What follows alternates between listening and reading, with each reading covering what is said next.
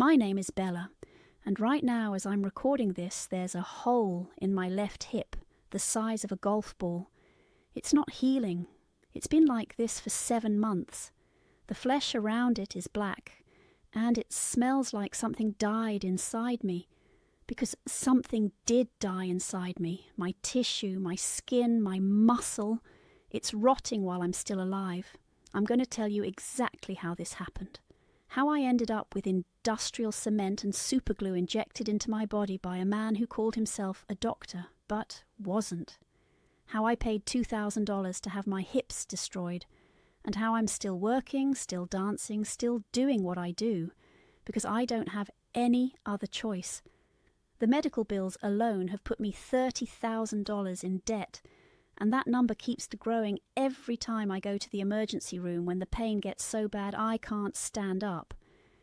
I'm not telling you this for pity. I'm telling you this because there are thousands of women like me, women who wanted to look a certain way, who thought they found a cheap solution, who trusted someone they shouldn't have. Some of them are dead now. I almost joined them twice. And the people who do this, these fake doctors, these butchers, they're still out there. They're still operating. They're still destroying bodies in basements and hotel rooms and back offices, and nobody's stopping them. So this is my story. Every detail I can remember. The good decisions, the bad decisions, and the decision that ruined my life. I started dancing when I was 22. I'm 31 now, so that's 9 years in the industry. When I say dancing, I mean exotic dancing, stripping. I'm not going to use code words or pretend it was something else. I worked at clubs, good clubs at first, then not so good clubs, then wherever would hire me. The thing about this industry that people don't understand is how competitive it is. You're not just competing against other dancers. You're competing against an impossible standard. The girls who make the most money, the ones who walk out with 2,000 or 3,000 on a good night, they all look a certain way. Big hips, big butt, tiny waist, that hourglass shape that drives men crazy. I was skinny when I started. Not unattractive, but skinny. Straight up and down. No curves. I made decent money because I was young and could move well, but I watched other girls make 3 times what I made just because of their body shape. Guys would walk right past me to get to the girl with the big hips. It didn't matter how good my stage show was. It didn't matter how much personality I had. The body type mattered more. For years I tried to build it naturally. I did squats. I did hip thrusts. I ate more. I gained weight, but it went to my stomach, not my hips. I tried those waist trainers, those corsets you're supposed to sleep in. Nothing worked. My genetics just weren't designed that way. Then I started seeing girls I knew getting procedures done. Not at real clinics. These were underground procedures. Silicone injections mostly. They'd disappear for a weekend and come back with completely different bodies. Their hips would be 3 or 4 inches wider. Their butts would be lifted and round, and suddenly they were making the big money. The first girl I knew who got it done was named Crystal. Not her real name, obviously. She worked at the same club I did in Atlanta. One week she was built like me, straight and narrow. The next week she came back looking like an Instagram model. I asked her what she did. She said she found a lady who does injections. Real cheap compared to surgery, fast recovery. And look at the results. She looked incredible. I'm not going to lie about that. Her body was exactly what I wanted mine to be. She was making $400 a night before the procedure. After, she was making over 1,000 easy. The math was simple. Math. I asked her for the contact. She gave me a phone number and a name. Mummy Rosa. That's what everyone called her. I didn't know at the time that she wasn't a real doctor. I didn't know that what she was injecting into people wasn't medical-grade silicone. I didn't know any of that. I just saw the results, saw the money Crystal was making, and I wanted the same thing. It took me 3 months to save up enough $2,000 for both hips and a little in the butt. That was her price. Some girls paid more for bigger results. I just wanted moderate curves, enough to look different on stage, enough to compete with the other girls. I called the number. A woman answered. She had an accent. Spanish, I think, maybe Puerto Rican. She asked me what I wanted done. I told her. She said she could fit me in that Saturday. She gave me an address in a part of town I'd never been to, a residential area, kind of run down. She told me to bring cash only, no credit cards, no checks, cash. I should have known right then. I should have asked more questions. Where did she train? What were her qualifications? What exactly was she injecting? But I didn't ask any of that. I just said okay and started counting down the days. That Saturday I drove to the address. It was a regular house from the outside. Small, one-story, chain-link fence around the yard. There was a car in the driveway, an older Mercedes, kind of fancy for the neighborhood.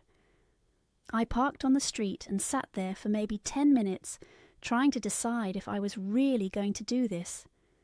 I thought about Crystal, how good she looked, how much money she was making. I thought about the girls at the club who made more than me because of how they were built. I thought about how tired I was of watching other people succeed while I struggled, and I got out of the car. A woman opened the door before I could knock. She was older, maybe 55 or 60, heavy makeup, big gold earrings. She smiled and said my name like a question. I nodded. She waved me inside. The house smelled like cigarettes and something chemical, not like a doctor's office, like a beauty salon mixed with a garage. She led me through the living room, which had plastic covers on all the furniture, to a back room. This room had been converted into some kind of procedure room. There was a massage table in the middle covered with what looked like a shower curtain. There were shelves against the wall with bottles and tubes and things I couldn't identify.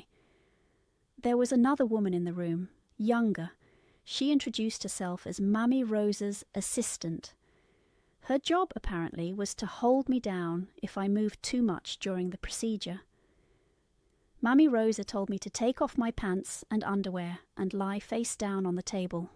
I did. The plastic shower curtain stuck to my skin. It was cold. She put on gloves, the regular kind you can buy at any pharmacy, not surgical gloves, just regular latex gloves. She showed me a syringe, not a small one. This thing was huge, like something you'd use on a horse. She said she was going to inject the silicone into my hips, spreading it around to create a natural shape. She said I might feel some pressure, but it shouldn't hurt too much. She said I could take ibuprofen afterward if I needed to. I didn't see what was in the syringe. I assumed it was silicone. Everyone called it silicone injection, so I thought that's what it was. I didn't know until much later what she was actually putting into people's bodies. The first injection was on my left hip. She pushed the needle in deep, really deep. I felt pressure like she described, then pain. Not unbearable pain at first, just a burning sensation spreading out from where the needle went in. Then she started pushing the plunger. I'm going to try to describe what this felt like, but I don't think words really capture it. Imagine someone slowly inflating a balloon inside your muscle. Imagine that balloon is made of fire. Imagine it keeps getting bigger and bigger, and the pressure keeps building, and there's nowhere for it to go because it's inside your body. I grabbed the edge of the table. The assistant put her hands on my shoulders. She said, "Hold still." Mammy Rosa kept pushing.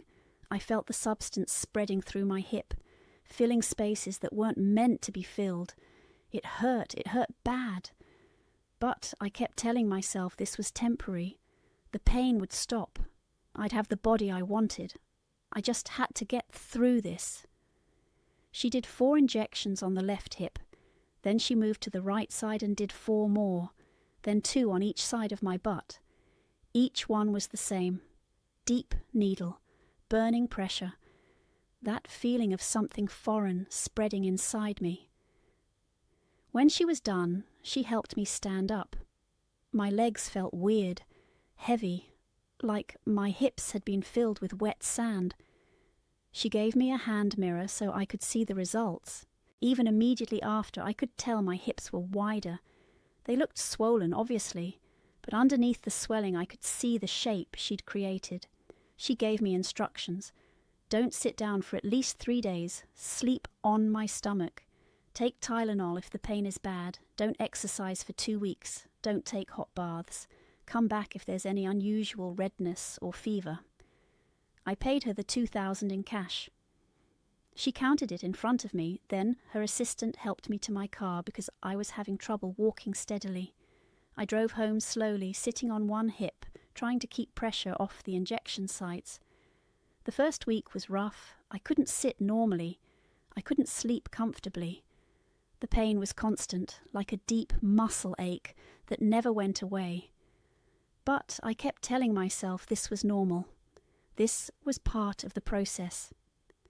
Crystal had told me it took about 2 weeks before she felt normal again.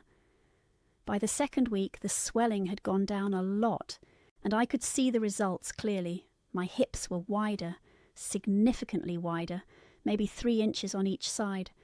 My butt had a little more projection.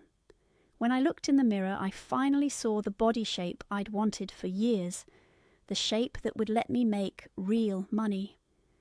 I went back to work at the beginning of the 3rd week. The other girls noticed immediately. Some of them asked where I got it done.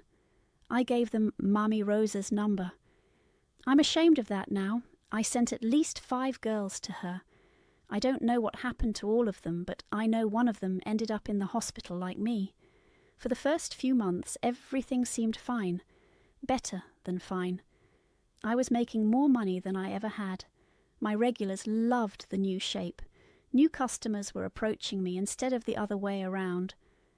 I went from averaging maybe 300 a night to averaging 600 or 700. On good nights, over 1,000. Exactly what I wanted. I thought I'd made the best decision of my life. I actually considered going back to Mommy Rosa for more. Bigger hips, bigger butt. Why stop now when it was working so well? Then, around month 4, I noticed something wrong with my left hip. It started as a small hard spot, like a marble under the skin. I could feel it when I pressed on that area. I thought maybe it was just the silicone settling weird, bunching up in one spot. I tried massaging it to spread it out. The hard spot didn't move. Over the next few weeks, more hard spots appeared. Some of them were painful to touch. Some of them felt warm. I started having trouble sleeping on my left side because of the discomfort. I called Mommy Rosa's number. It was disconnected. I tried to find her through other girls in the industry. No one had heard from her. The address I went to, that house with the chain-link fence, had different people living in it. They said they'd never heard of anyone named Rosa. She was gone. And I was starting to realize something was very wrong with my body. By month 5, the first open wound appeared. It started as a red spot on my left hip, right over one of the hard areas. The red spot turned into a blister. The blister popped on its own. And underneath wasn't normal skin. It was grey tissue that smelled wrong. I went to an urgent care clinic. The doctor there took one look at it and sent me to the emergency room. At the ER, a plastic surgeon examined me. He pressed on the hard spots. He looked at the wound. He asked me what had been injected into my hips. I told him silicone. I thought it was silicone. That's what everyone called it. He shook his head. He said this wasn't silicone. Silicone doesn't do this. He said he'd seen cases like mine before. He said what was probably injected into me was industrial silicone mixed with other substances to make it thicker and go further.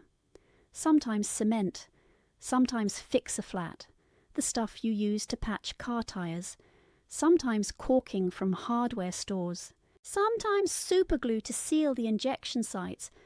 I didn't believe him at first. I said that's not possible. I paid $2,000. It was supposed to be professional. He said he was going to run some tests. They took biopsies from several areas around my hips. They did imaging studies. When the results came back, he called me into his office.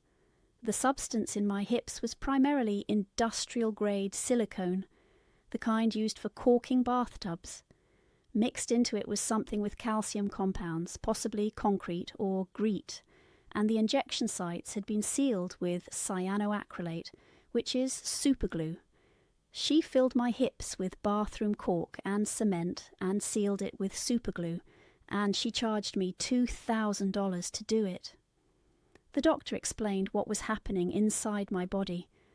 The foreign material was causing my immune system to go haywire. My body was trying to fight the substances, creating inflammation and scar tissue, but the substances were too large to be broken down and removed naturally. They were just sitting there, causing constant damage. The tissue around the injected areas was dying. Necrosis, he called it. The cells weren't getting enough blood supply because of the foreign material, so they were dying and rotting. That grey tissue I saw in the wound was dead tissue, and once necrosis starts, it spreads. He said I needed surgery, multiple surgeries. They would have to cut out all the foreign material and all the dead tissue, but even then there were no guarantees. The substances had migrated from the original injection sites. They were spread throughout my hip region. Getting all of it out might not be possible. He also said the surgeries would be expensive, really expensive. We were talking over $100,000 total, and most insurance companies don't cover procedures related to cosmetic injections, even when those injections cause medical emergencies. I didn't have that kind of money. I didn't have anything close to that kind of money. I asked what would happen if I couldn't afford the surgeries. He was quiet for a moment. Then he said the necrosis would continue to spread. More wounds would open, infections were likely. If the infections got into my bloodstream, sepsis was possible. Sepsis can be fatal. I asked him how long. He said he couldn't give me a timeline. Every case was different, but he strongly recommended I find a way to get the surgeries done. I left that hospital with a wound care kit and instructions on how to clean and dress the open wound on my hip. That was over 8 months ago. Since then, I've had 2 emergency surgeries to remove infected tissue. Each one cost over $15,000. I'm on payment plans for both. I'll be paying them off for years. The wound on my left hip hasn't healed. It closes a little, then opens again. It drains constantly. I have to change the bandages 3 or 4 times a day. The smell is something I can't get used to. It's the smell of dead tissue, of rot, of my own body decaying while I'm still using it. I have 3 more hard spots that are starting to turn red, 3 more potential wounds, 3 more areas where the necrosis might break through. And I'm still working, I'm still dancing, because I have no other choice. The irony isn't lost on me. I got these injections to make more money dancing. Now I have to keep dancing to pay for the medical bills from the injections. If I stop working, I lose my health insurance, the insurance that covers some of my wound care supplies. If I stop working, I can't afford the payment plans. If I stop working, I end up homeless on top of everything else. So every night I put on extra bandages. I wear high-waisted bottoms that hide the dressings. I take pain medication, probably more than I should, and I go to work. I dance. I pretend everything is fine. I smile at customers who have no idea that underneath my costume, my body is falling apart. The pain is constant, not sharp pain most of the time, more like a deep ache that never goes away. Sometimes it spikes, especially if I move wrong or if something presses against the wound. On those nights I take breaks in the dressing room, doubled over, trying not to cry. Then I fix my makeup and go back out. Some of the girls at the club know what happened to me. They've seen the bandages. They've smelled the wounds when the dressing starts to soak through. Most of them don't say anything. A few have asked if I'm okay. I tell them I'm handling it. One girl, a young one who just started a few months ago, asked me about getting injections done. Someone had given her a number. She wanted bigger hips, bigger butt. Same story as mine. I told her everything. I showed her pictures of my wounds. I told her about the surgeries, the debt, the pain that never stops. I told her about Mummy Rosa and the bathroom cork and the superglue. She thanked me for being honest. A week later, she got the injections anyway. Different provider, she said. Someone her friend recommended. It would be fine. I haven't seen her in about 3 weeks. I don't know if something happened or if she just moved to a different club. Part of me doesn't want to know. This industry pushes women toward these procedures. Not explicitly, but the pressure is always there. The girls who make the most money have a certain look. The clubs want girls with that look because they bring in customers. The customers want that look because social media and porn have told them that's what's desirable. So women like me, women who don't have that natural body type, we look for shortcuts. We find people like Mummy Rosa. We pay money we can barely afford for procedures we don't fully understand. And some of us end up like me. I've tried to find Mummy Rosa. I've talked to police. I've talked to investigators. Nobody seems very interested in pursuing the case. They take my statement, they nod sympathetically, and nothing happens. She's probably doing the same thing in another city under a different name. Or maybe she got caught and is in prison. I don't know. What I do know is that there are hundreds of people like her operating across the country. Some of them have actually killed people.